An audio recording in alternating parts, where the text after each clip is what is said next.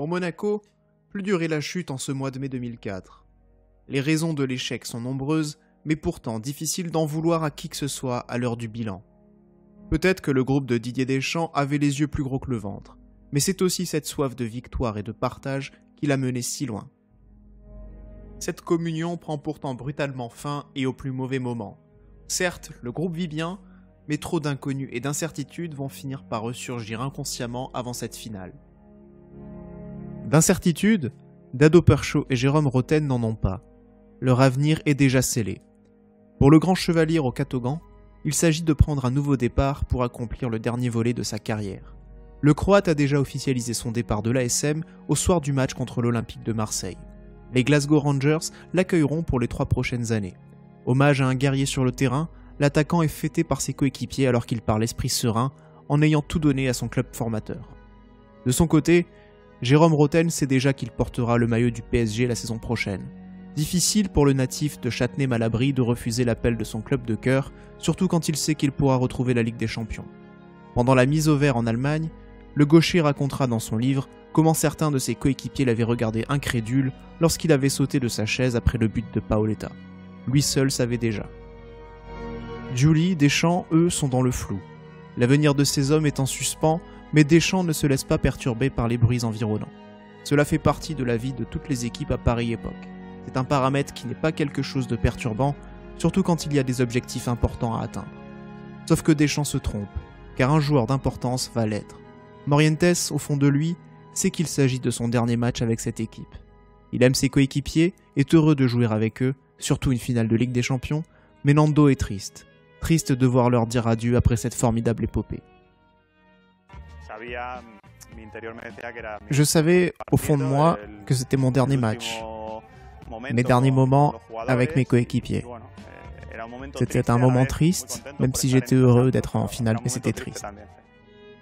L'attaquant espagnol, nouvelle idole de tout un peuple, passe à côté de son match.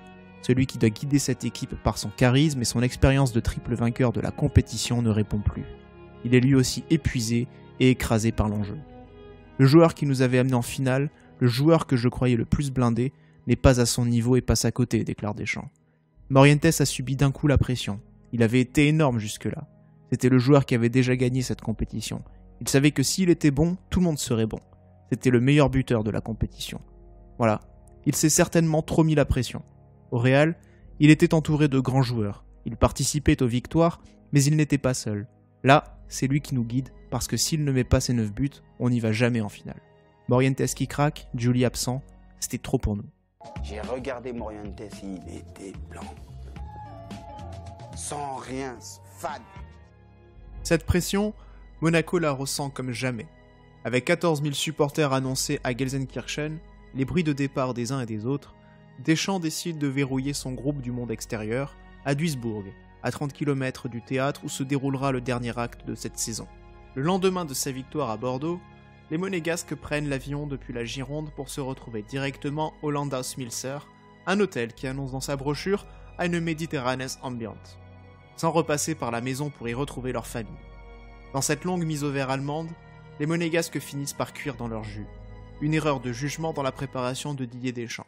Tu fais 3 finales. À la deuxième, tu sais ce que tu dois pas faire. À la première, ça dépend.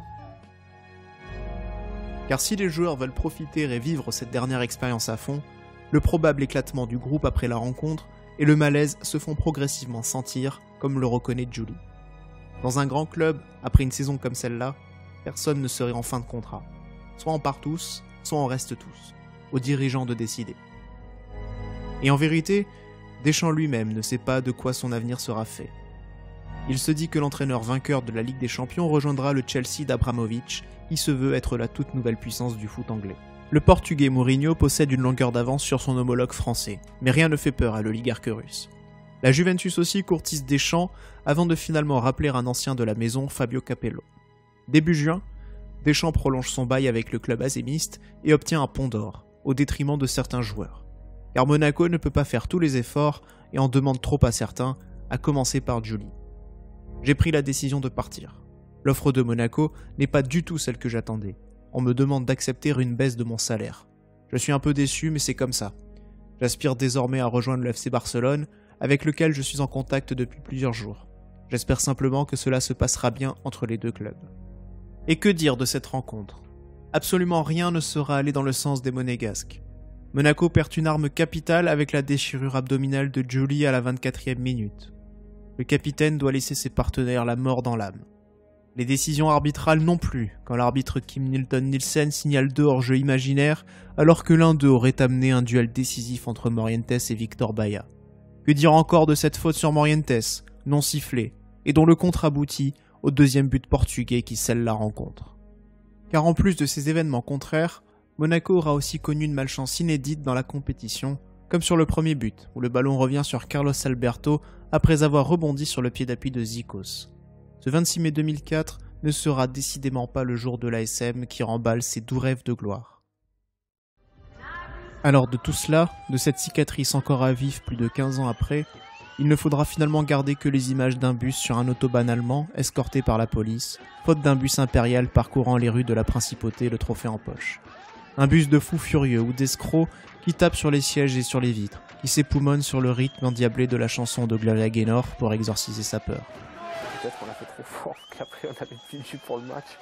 Mais bon, il n'y a pas de regret à boire parce que c'était nous, quoi. Voilà, on a fini comme ça, et puis c'est sûr que ça aurait été fantastique et formidable de la gagner, mais après de la finir, remarque, entre collègues, en gueulant comme des joueurs dans les bus, bah, voilà, c'était nous, quoi.